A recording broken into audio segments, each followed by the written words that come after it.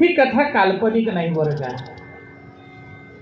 नाहीतर आपण नेहमी कहाण्यांची चातुर्मास्यामधली जी सुरुवात बघतो, प्रत्येक कहाणीची सुरुवात एकच आहे. एक आटपाट नगर होतं, तेथे एक राजा होता, त्याला 2 स्त्रिया बायका होत्या. एकीचं नाव आवडती आणि दुसरीचं कुठं आहे होय? आटपाट नगर कुठं आहे? कोणीतरी सांगू शकतं? पुरुषांपेक्षा आमचा भगिनी वर्ग जास्त ह्या कहाण्या वाचतो. नाही, चातुर्मास आलं, याची कथा त्याची कथा त्याची कथा, सगळ्या कथांमध्ये सुरुवात कुठून आहे? आटपाट नगर. त्याचा अर्थ माहिती आहे का? माहिती आहे नाही. म्हणून आम्ही काय करतो माहिती आहे का?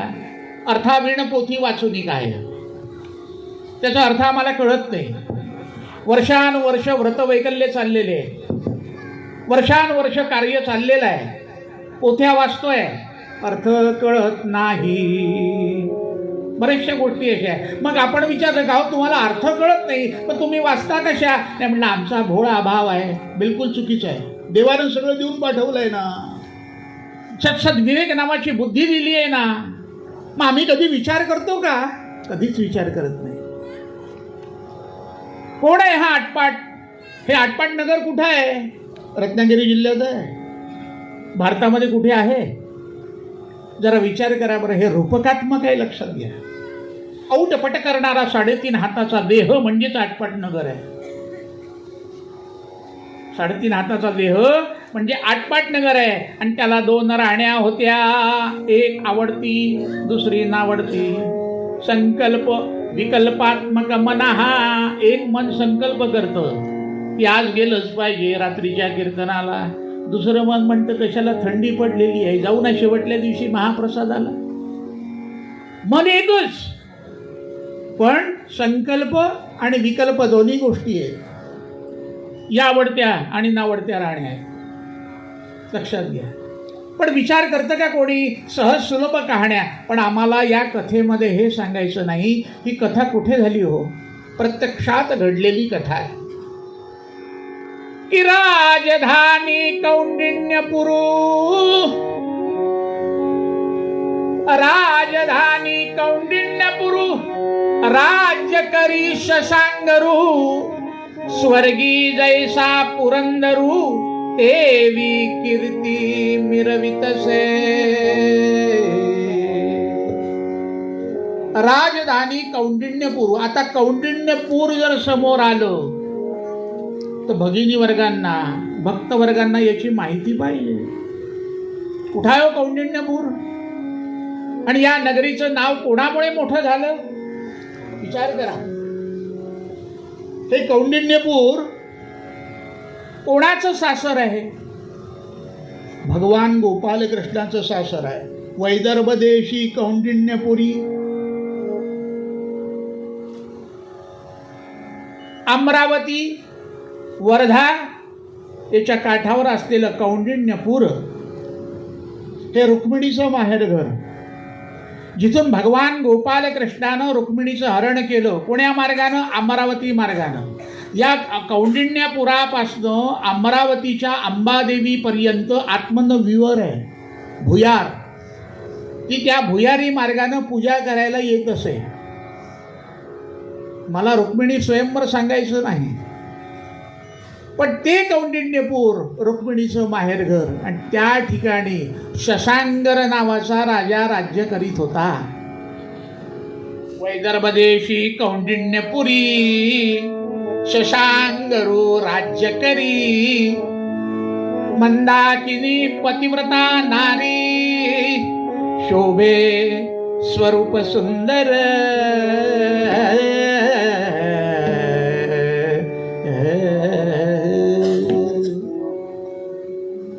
शशांगर नावाचा राज्य करीत होता त्यावेळेला.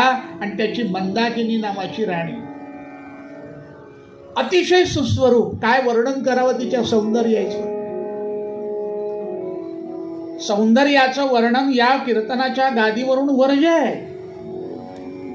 पण त्याचा शेवट जर परमेश्वराच्या चिंतनाशी होत असेल तर शृंगार सांगायला काहीच हरकत नाही. उपमा अलंकार बघा कसा आहे. आमच्या गुरुजींचे गुरुजी म्हणजे काशीचे विनायक बुवा भागवत यांनी काव्य कसं लिहिलं. काव्य हे प्रासादिक असायला पाहिजे, त्यावर गुरुकृपा असायला पाहिजे. नाही तर आजकालचे बरेच काव्य आहेत, आले गेले, कुणाच्या मनातही ठसलेले नाही. पण राणी कशी होती ऐका. मदनाची विजय पताक, मदनाची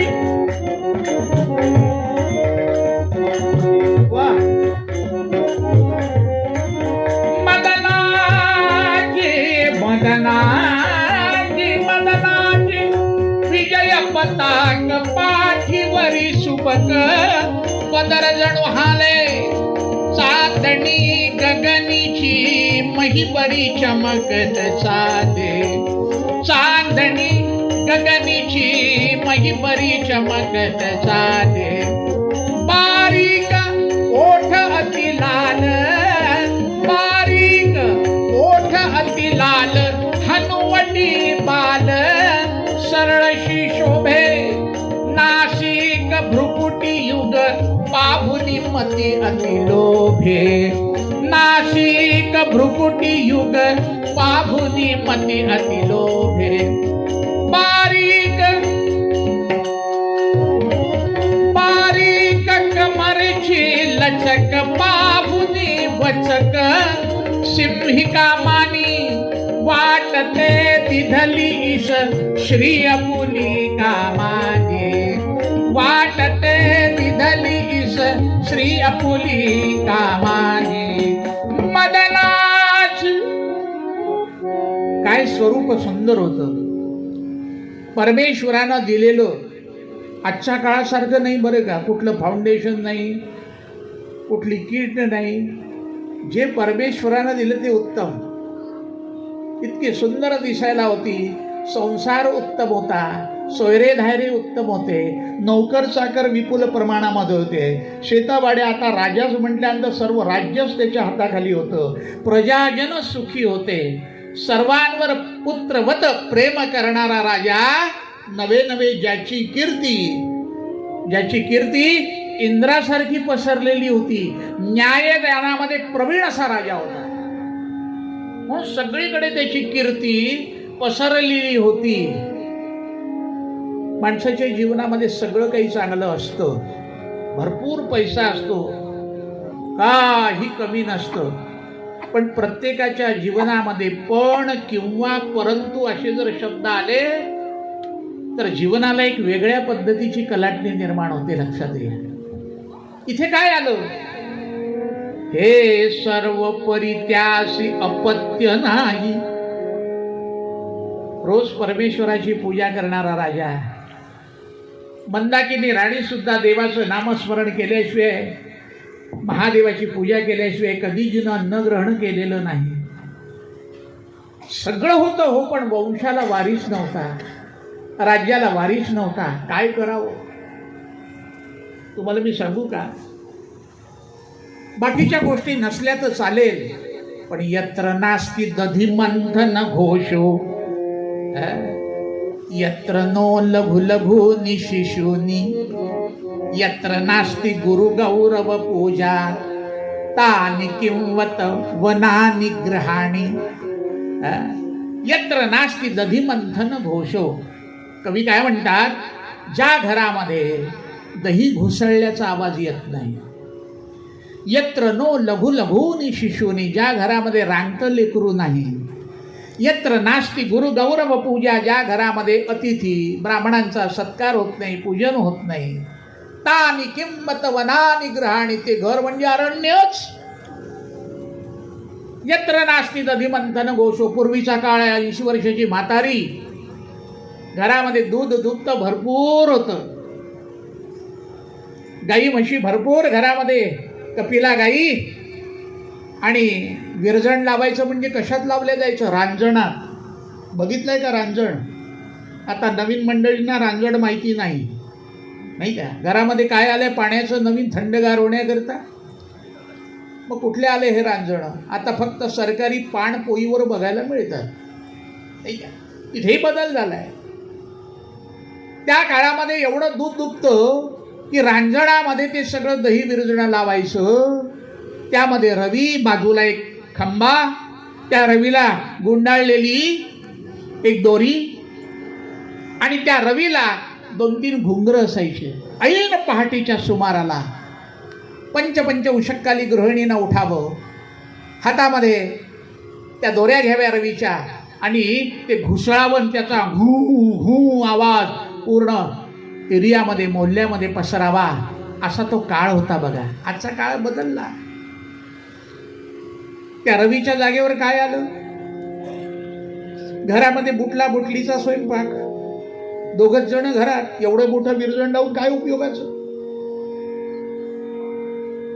पण काय समृद्धतेचा काळ होता त्यावेळेला. यत्र नो लघु लघुनी शिशुनी, घरामधलं लेकरू.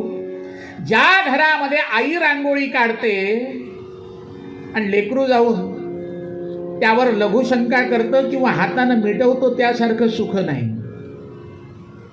पण तीच गृहिणी आदल्या दिवशी रांगोळी काढून दुसऱ्या दिवशी आपल्या हातानं मिटवते, यासारखं दुर्भाग्यही नाही. कोणावर टीका म्हणून नाही, हे दुर्दैव आहे हो. मागील जन्माची या पापे ती येती रोगरूपे, न पळती वैद्यांची या बापे कळी काळी. लक्षात घ्या, हे भाग्य आहे. त्या भाग्यानुसार आपल्याला घ्यावं लागतं. इथे पैसा ओतून जमायचं नाही. की परमेश्वराजवळ गेले, परमेश्वरा हे भाराभार सोनं तुला देतोय माझ्या, पण माझ्या घरामध्ये पुत्र रत्न दे. बिलकुल नाही. तुमच्या कर्माप्रमाणे, तुमच्या प्रारब्धाप्रमाणे तुम्हाला जे होईल ते स्वीकारावं लागेल वा तसंच रडत बसावं लागेल. त्याच्यासाठी कर्म त्या पद्धतीचं करावं लागतं. यत्र नो लघु लघुनी शिशुनी, या घरात रांगतं लेकरू नाही. राजाच्याही घरी तसंच होतं. काय करावं? राज्याला वारीस नाही, म्हणून राजानं काय केलं? सकल ऐश्वर्य, सकल ऐश्वर्य असुनी पुत्रहीन, सकल ऐश्वर्य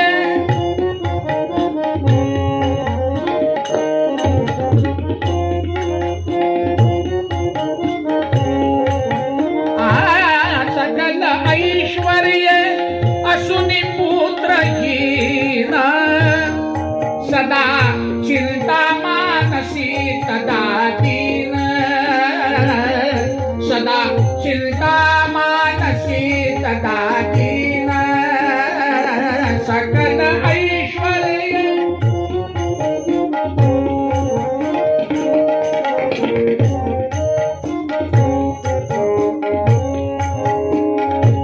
बहु केले यत्नाशी तदा त्याने हो, बहु केले यत्नाशी तदा त्याने हो, यज्ञ यागादी तथा तीर्थस्नाने, यज्ञ यागादी तथा तीर्थस्नाने, सकल ऐश्वर्य असुनी पुत्रहीन हो, सकल ऐश्वर्य, सकल ऐश्वर्य, सकल ऐश्वर्य, सकल ऐश्वर्य असुनी पुत्रहीन, सदा चिंता मानसी तदा दीन, बहु केले यत्नाशी तदा त्याने, यज्ञ यागादी तथा तीर्थ स्नाने. त्यानं विचार केला आता काहीतरी धर्म कार्य करावं, जेणेकरून भगवंताची कृपा तरी होईल, म्हणून यज्ञ यागादी कार्य आरंभिलं. ब्राह्मणांना बोलावून यज्ञ चाललेले, व्रत वैकल्य चाललेले. मंदाकिनीने नाना तऱ्हेचे व्रत केले, नाना तऱ्हेचे व्रत. ज्या स्त्रीनं जे सांगितलं, मिठाच्या चतुर्थ्या, गोड गुरुवार, हे कुठून आले व्रत मला कळलेच नाही. हे सगळे मतलबी व्रत आहे. म्हणजे 20 मोदक गोड करायचे आणि 1 मोदक मिठाचा करायचा, तो मिसळायचा आणि तो करत असताना मुद्दामून त्याला थोडा करपवायचा, ओळखता आला पाहिजे म्हणून. ऐका काय मजेदार आहे आपलं मन, लक्षात घ्या. आणि ते एकत्र करायचे आणि त्याच्यातला उचलायचा मुद्दा. अर्ध लक्ष देवा पहिलाच मोदक मिठाचा येऊ देऊ नको, म्हणजे 20 खाता येणार नाहीत. ऐके नाही बघा काय मजा असते आपली. काही लोक करायचं म्हणून करतात. असे अनेक व्रत आहेत. त्यापैकी गुरुवारी मार्गशीर्षातले गुरुवार, काही काही गोष्टी समजावून घेतल्या पाहिजे. व्रत आहेत, असतीलही निर्मिती त्याची, पण काही काही गोष्टी स्वतःच्या मतलबाकरता केलेल्या आहेत. उद्यापनाच्या दिवशी प्रत्येक स्त्रीनं व्रताकरता उद्यापनाला हळदी कुंकवाला पोथ्या वाटायच्या. कुठं लिहिलं हे टाकलं प्रिंटिंग प्रेसवाल्यानं, त्याचा खप व्हावा म्हणून. एकेकाच्या घरी अशा थप्प्या लागलेत पोथ्यांच्या, आहेत की नाही बोला. मग त्या कुठे टाकायच्या, कोणी समुद्रात नेऊन टाकतं, कोणी नदीमध्ये नेऊन टाकतं, कोणी आडात टाकतं, कोणी काय चाललंय. त्या व्रताचं महत्त्व तर कळवून घ्या. कोणीच पोथ्या वाटायच्या नाही. याच्या पुढे तुम्हाला मी सांगतो, मंगल कार्याच्या पत्रिकेवर गणपतीचे चित्र सुद्धा छापू नका. देवाधिकांची फोटो सुद्धा छापू नका. काय होतं, तो दिवस झाला की सगळ्या गटारात पडलेल्या असतात. हा आपल्या हिंदू धर्मामध्ये हे नाटक चाललेलं आहे. आपल्याच देवतेची विटंबना आपण करीत असतो. मुसलमानांच्या कुठल्या तरी पत्रिकेवर एखाद्या मशिदीचं चित्र बघितलंय का तुम्ही? ख्रिश्चनांच्या पत्रिकेवर बघितलंय का तुम्ही? मग हे आपलंच का? दिवाळी आल्याबरोबर आपलेच लोक लक्ष्मी बॉम्ब न दिवाळी साजरी करतात. कमळातल्या लक्ष्मीचं चित्र त्यावर आहे. इकडे लक्ष्मीपूजन चाललंय, तिकडे चिंधड्या उडवल्या जात आहेत तिच्या. काय धर्माची मीमांसा का कळत नाही हो? कोणीतरी हा आवाज का उठवू नये? ज्याला निर्माण केलं त्याच्यावर धाड का पडत नाही? आपलं एकीकरण का होत नाही? प्रत्येक जण आपापल्या श्रीमंतीमध्ये, ऐश्वर्यामध्ये, पैशामध्ये का लोळतोय? कधी जाग येणार आपल्याला? आम्ही कीर्तनकार प्रत्येक कीर्तनामध्ये अशा पद्धतीनं जनजागृती करण्याचा प्रयत्न करतो.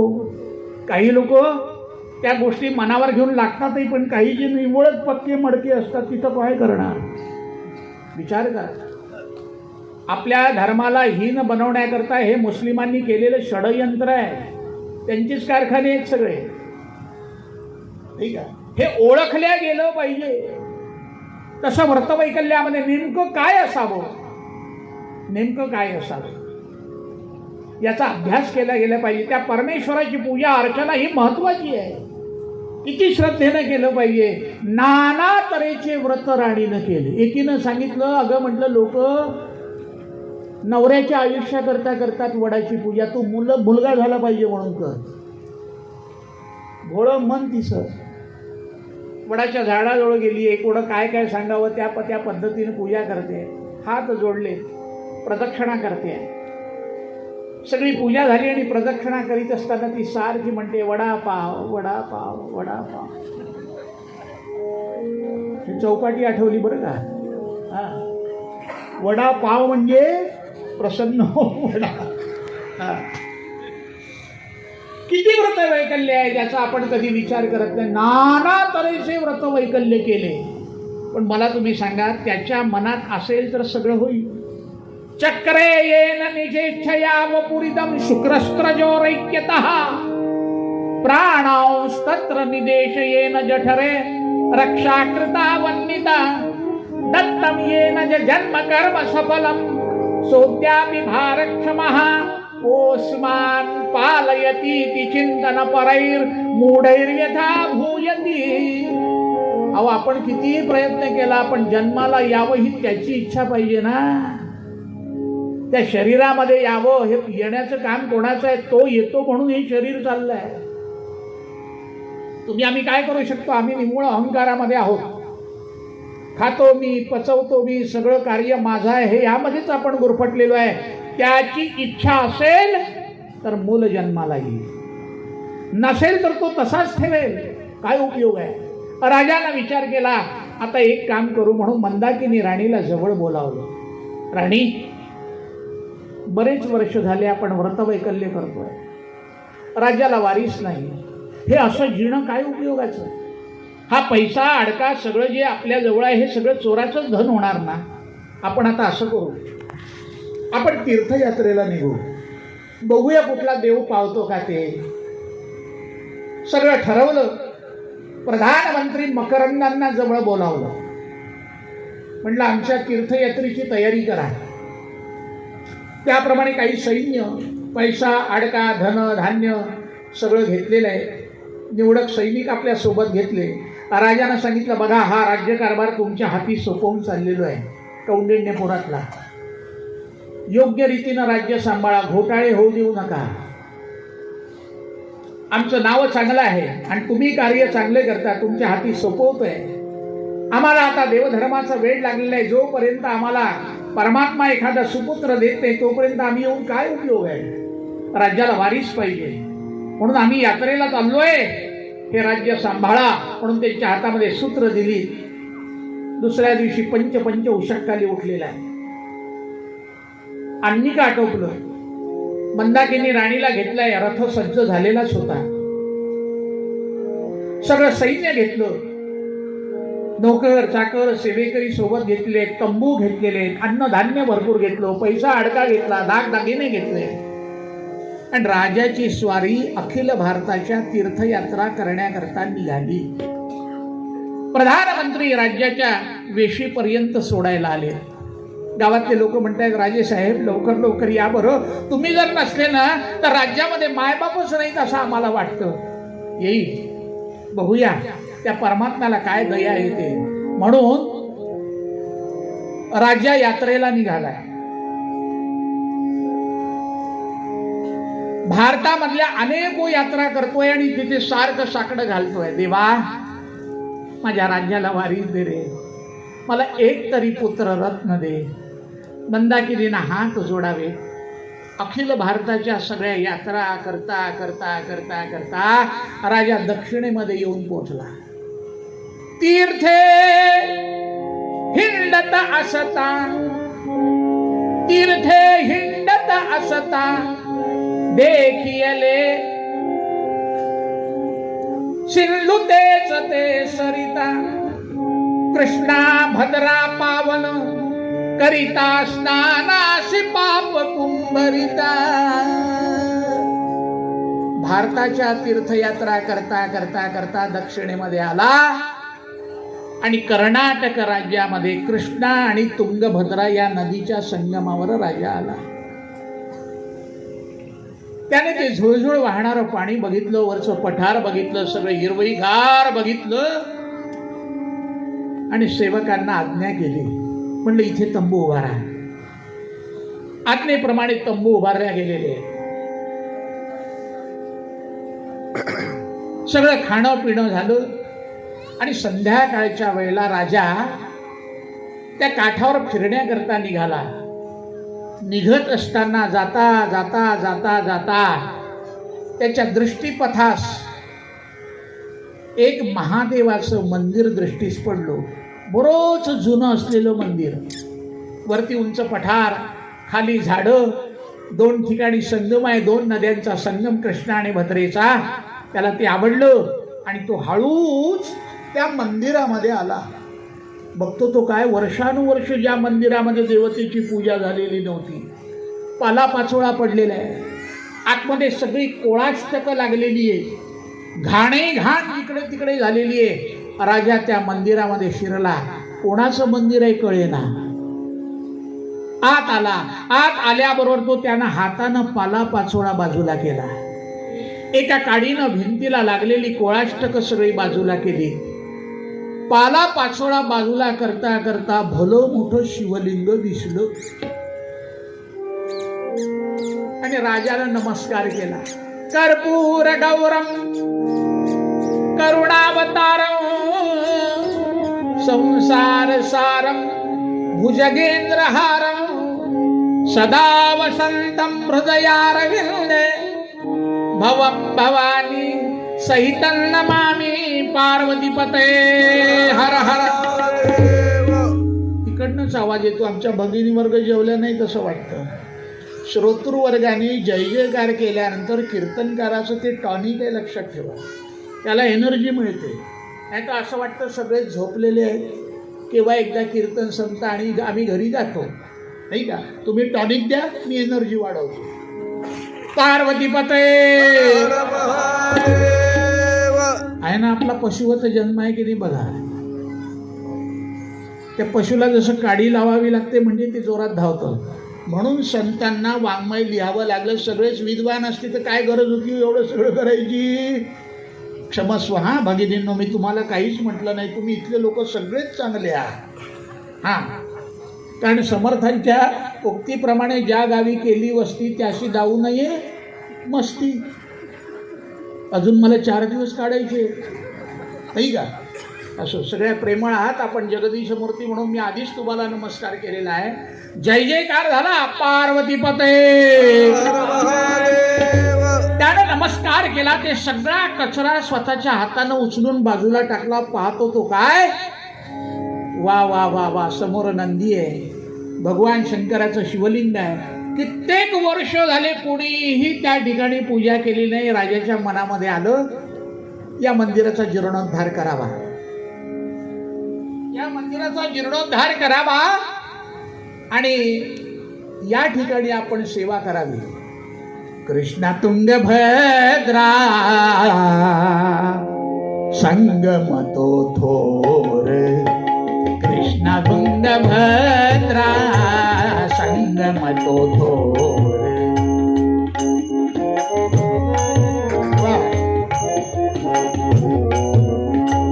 देव संगमेश्वर असे तेथे, देव संगमेश्वर असे तेथे, कर्नाटक प्रांती पवित्र ते स्थान, कर्नाटक प्रांती पवित्र ते स्थान.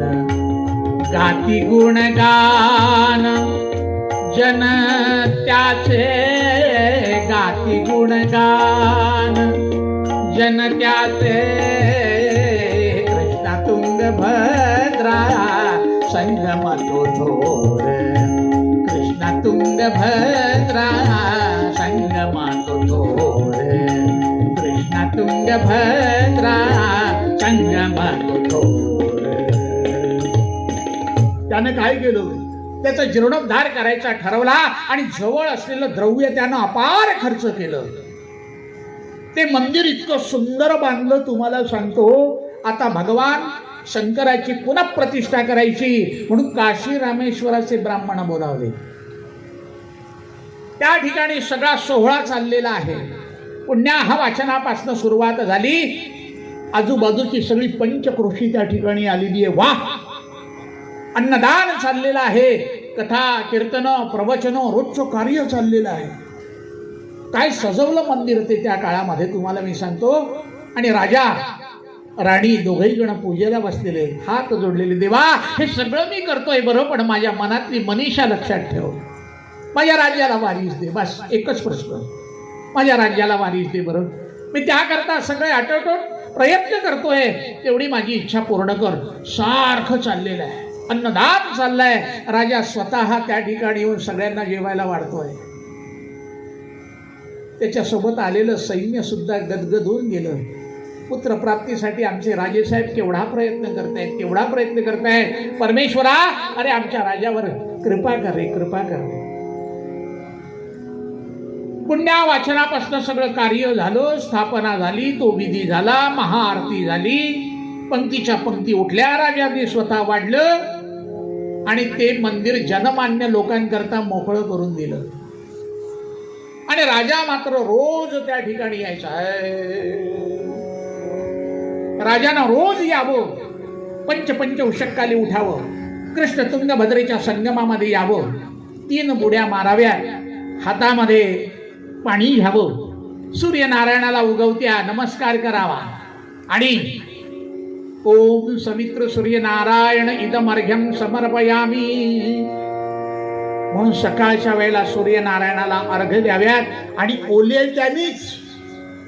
ओल्या अंगानेच हातामध्ये पाणी घेऊन शंकराच्या पिंडीला त्यानं व्हावं, नमस्कार करावा.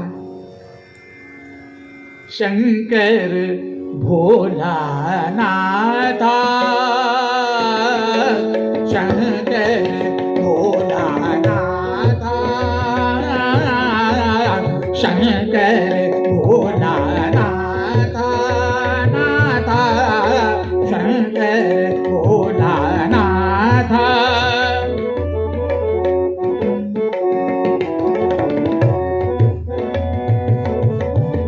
शंकर भोलानाथा नाथा कृपा करी रे मजबरी आता कृपा करी रे मजबरी आता शंकर भोलानाथा नाथा शंकर भोलानाथा.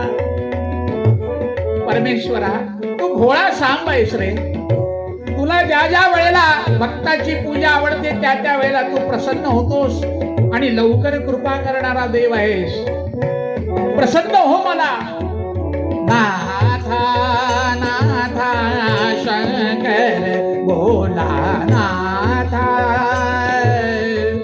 भोळा सांब म्हणती तुझला भोळा सांब म्हणती तुझला भोळा सांब. वा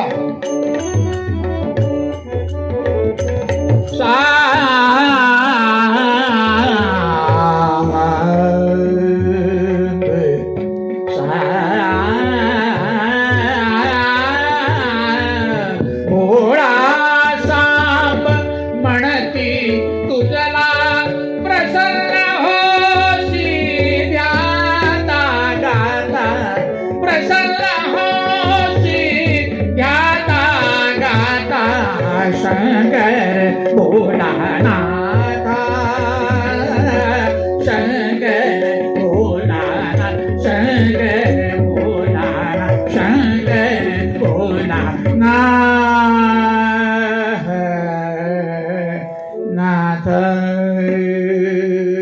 भोलेनाथा महादेवा अरे प्रसन्न हो. पाहता पाहता 6 महिन्याचा काळ चाललेला आहे. रोज जाऊन त्या ठिकाणी हात जोडतोय. राणी सुद्धा येते. महादेवा आमची इच्छा पूर्ण करणार नाही का? 6 महिन्याचा काळ गेला पण काहीच फळ मिळालं नाही. एक दिवस राजानं रात्री विचार केला. एवढं सगळं केलं पण परमेश्वर काही प्रसन्न होत नाही. मंदाकिनी आपण आता असं करू पुढील यात्रेला निघू. बघूया कुठला दुसरा देव प्रसन्न होतो का ते. म्हणून रात्रीच्या वेळेला दोघेही जण उभयता तंबूमध्ये झोपलेले. सर्व सैन्य झोपलेलं आहे आणि ऐन पहाटेच्या सुमाराला राजाला स्वप्न पडलं. स्वप्नामध्ये एक भलं मोठं वलय दिसायला लागलं. अंधुक असं वलय हळूहळू हळूहळू स्पष्ट व्हायला लागलं. त्या वलयामध्ये एक दिव्य महापुरुष हळूहळू प्रगट झाला ज्यानं मस्तकावर जटा धारण केलेली आहे. राजा हे सगळं स्वप्नामध्ये बघतोय. जटा धारण केलेली आहे. दाढी वाढलेली आहे. हातामध्ये डमरू आहे. दुसऱ्या हातामध्ये त्रिशूळ आहे आणि प्रत्यक्ष भगवान शंकराचं ते अस्पष्ट चित्र स्पष्ट व्हायला लागलं. राजानं नमस्कार केला. महाराज 6 महिने झाले हे सगळं स्वप्नात चाललंय. बरं 6 महिने झाले मी उपासना करतोय. अखिल भारतामध्ये जिकडे तिकडे सगळीकडे जाऊन आलो पण आपल्या चरणाशी लीन झालो.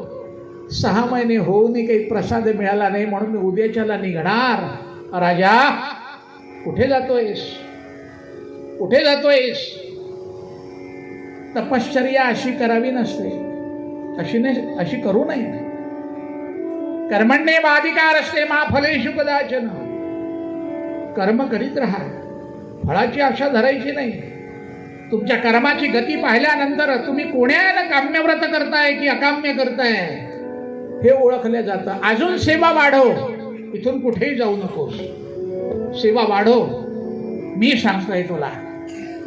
तुला सुंदर पुत्ररत्न होणार आहे, मिळणार आहे, आणि ते इथेच मिळेल, वाढाव सेवा.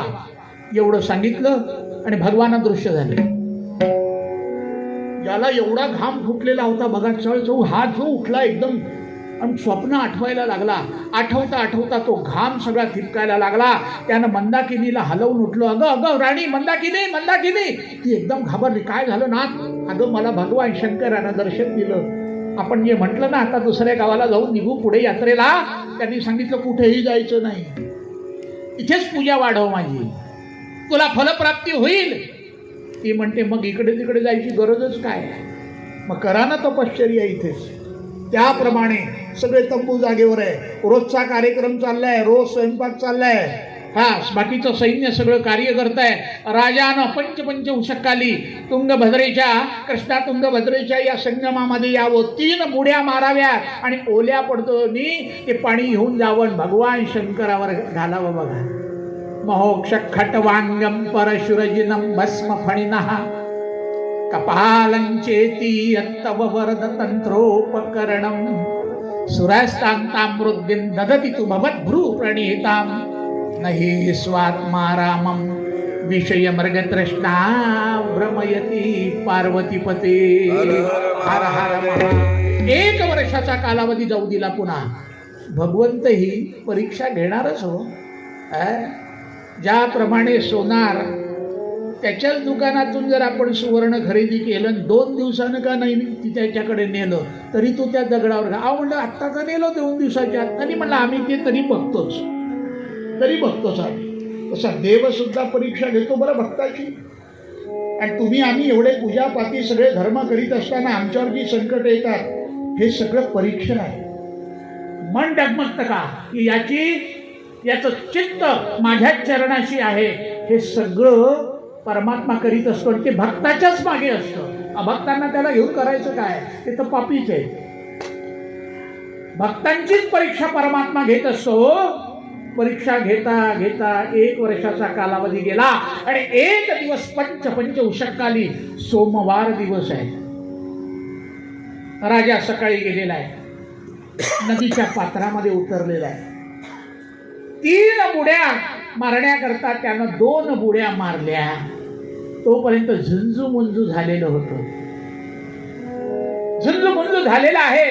तांबडं फुटायला लागलं आणि त्यानं 3रा अर्घ्य हातामध्ये घेतलाय. डोळे मिटलेले, सूर्यनारायणाकडे पाहून ओम सविता सूर्यनारायणाय इदम अर्घ्यम समर्पयामी. पहिला अर्घ्य झाला. 2रा घेतलाय ओम सविता सूर्यनारायणाय इदम अर्घ्यम समर्पयामी. आता 3रा घेण्याकरता त्यानं हात पाण्यामध्ये घातले, डोळे मिटलेलेच आहे. असा हात वरती केला. तो राजाला ओंजळ जड वाटायला लागली. जड वाटायला लागल्याबरोबर त्यानं डोळे उघडले. तो काय, एक कवळाचा गोळा म्हणजे मासाचा गोळा त्याच्या हातामध्ये आलेला. आणि राजा असा बघतोय. त्यामध्ये बघत असताना अचानक त्या गोळ्याला हात फुटायला लागले.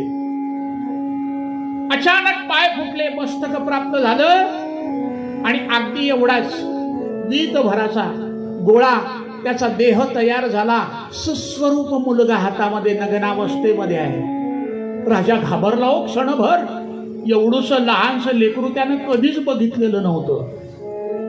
अरे हे काय आश्चर्य! ते एवढेशे हात, एवढेशे पाय, ते अगदी बोट वगैरे स्पष्ट. एवढी लहान मूर्ती. भर भर भर भर बाहेर आला. पण सूर्य उपासना चालली होती. 3रा अर्घ्य पूर्ण व्हायचाच होता म्हणून धावत आला आणि समोरच्या हिरवळीवर त्यानं ते लेकरू ठेवलं. परमेश्वरा थोडं रक्षण कर, माझं अजून 3रा अर्घ्य व्हायचा आहे, माझा अन्निक व्हायचा आहे. म्हणून तो नदीमध्ये उतरला. पुन्हा नदीमध्ये उतरला. अर्घ्य देताना, अर्घ्य देताना हाती मूल येई हो. अर्घ्य देताना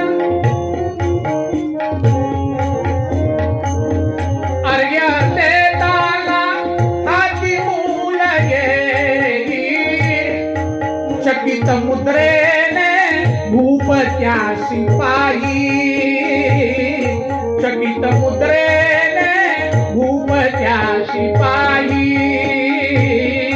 हिरवळीवर बाळास ठेवी खाली हो, हिरवळीवर बाळास ठेवी खाली हो, सारे अन्निक उरके घाई घाई,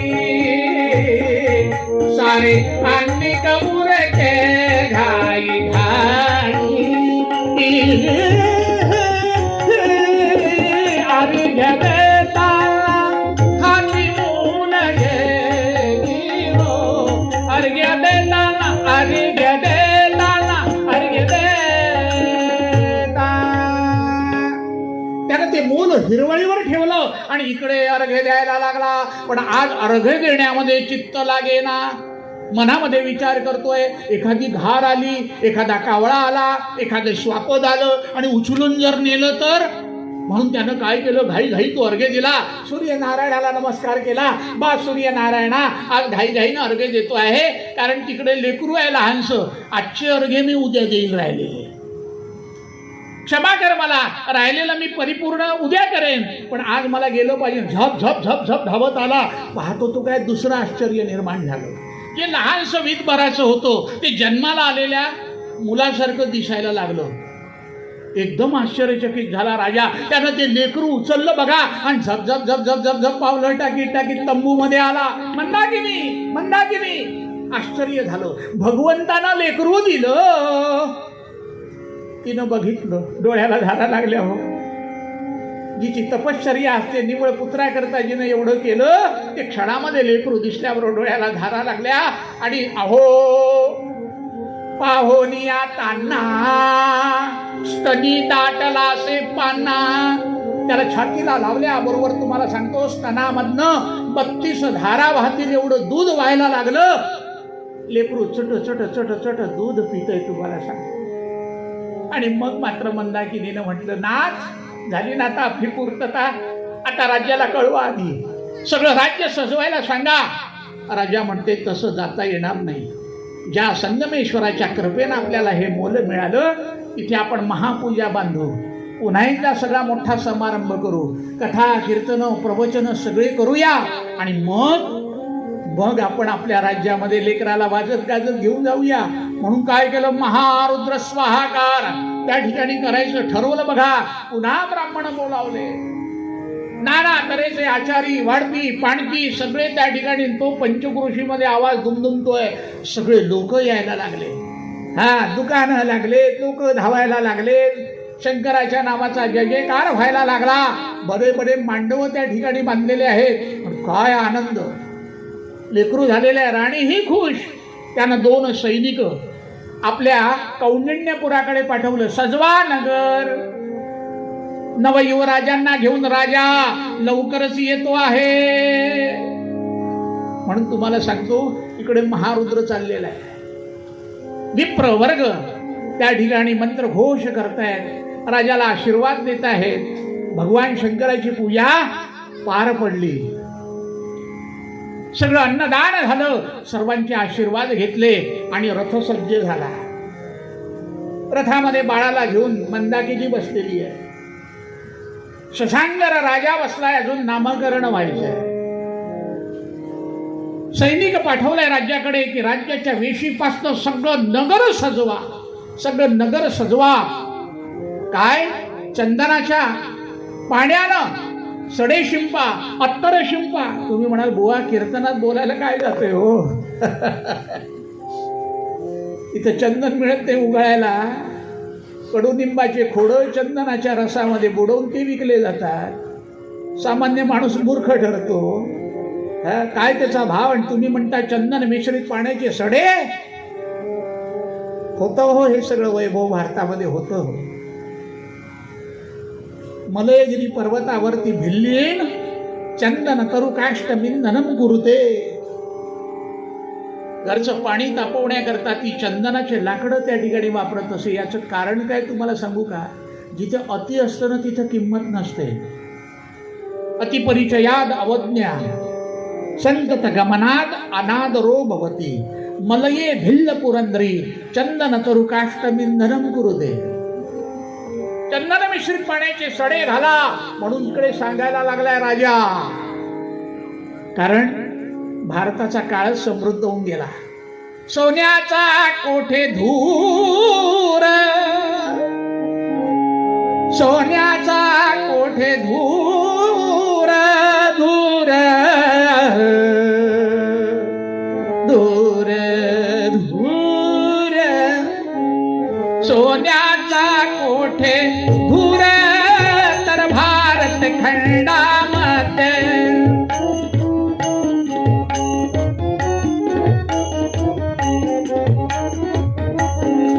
रत्नाच्या खाणी कोठे तर हिंदुस्थानामध्ये.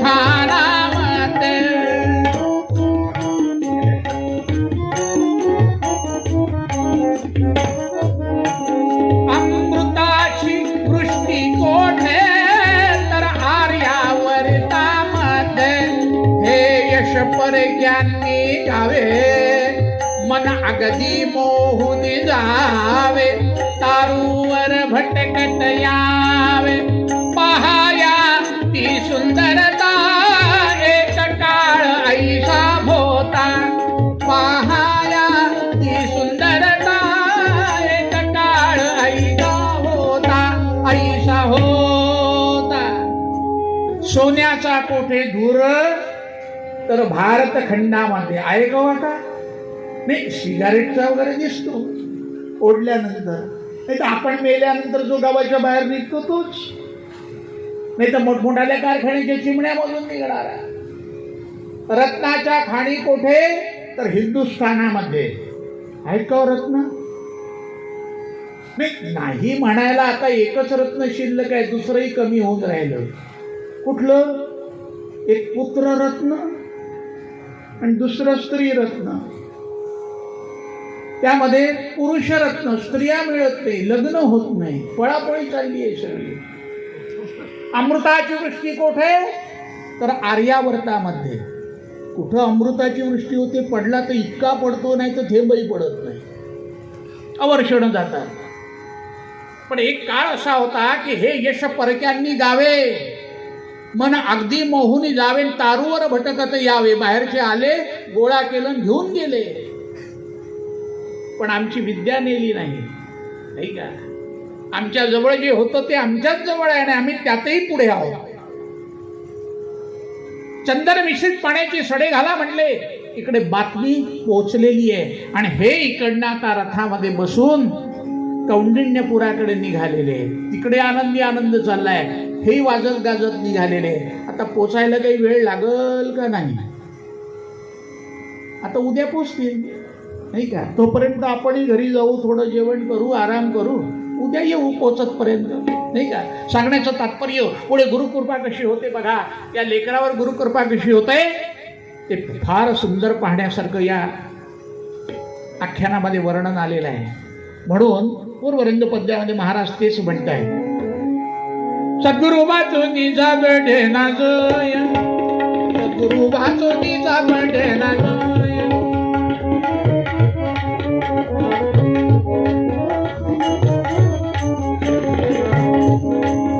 धरावे ते पाय. हे आख्यान मी 3 दिवस लावणार होतो, पण उद्या कसंही करून मला संपवावं लागेल. आख्यान मोठा आहे, ऐकण्यासारखा पुढचा भाग आहे बरं. आणि परवाच्या दिवशीचं आख्यान सूचनेप्रमाणे लावेल. पण मला आधी सुरू करण्याच्या आधी सूचना आलेली आहे की बुवा ते लावा, आम्हाला ऐकायची इच्छा आहे. बघू भगवंत आपल्याला काय काय सुचवतात, कसं कसं करून घेतात. कारण वृक्षाचे ही पान हले ज्याची सत्ता. आपण किती म्हटलं तरी काय होणार?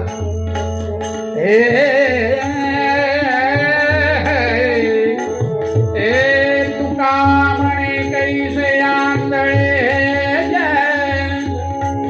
गेले विसरून खऱ्या गुरु बाजूला पडे ना गुरु बाजूला पडे ना सापडे ना